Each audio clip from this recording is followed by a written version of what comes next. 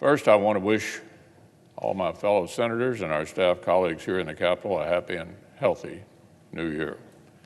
In particular, I'd like to extend our gratitude to the Capitol Police, the officers of the Secretary of the Senate, and the Sergeant at Arms, and the many other staff who have gone above and beyond to help us attend to important business this holiday season.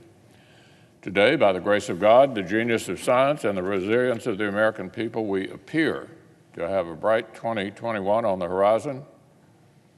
Our great nation is poised to defeat this pandemic in the months ahead through safe and effective vaccines.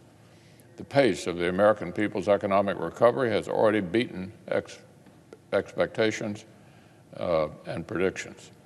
Thanks to the ingenuity of our citizens and historic relief policies from Congress, overall personal income in our country is already higher now than they were prior to the pandemic. Now, the country needs more support, and the significant remaining pain is not, I repeat, not evenly distributed. Far from it. So we just enacted another historic $900 billion rescue package to get vaccines distributed, to keep small businesses alive, and to get a whole lot more targeted support to struggling people who actually need it. From multiple kinds of extra federal unemployment benefits to nutrition assistance, rental assistance, direct cash, and beyond.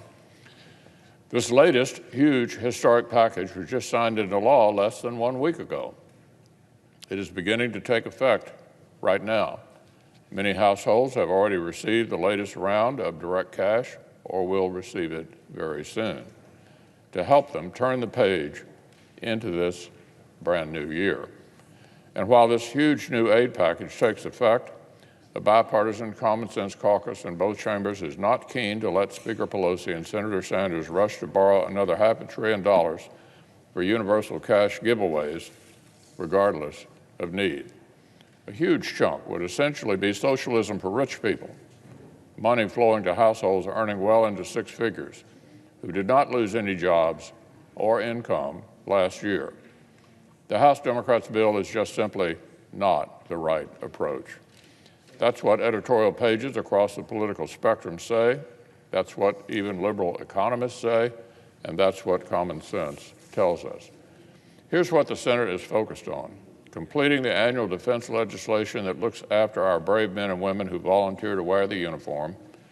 We've passed this legislation 59 years in a row, and one way or another, we're going to complete the 60th annual NDAA and pass it into law before this Congress concludes on Sunday.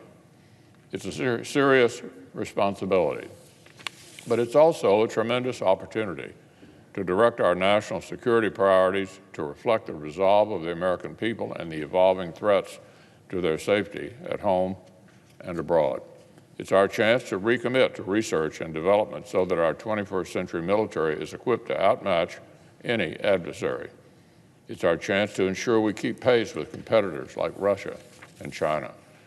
It's our chance to remind brave service members and their families that we have their backs with facilities, resources, and support benefiting the finest fighting forces in the world.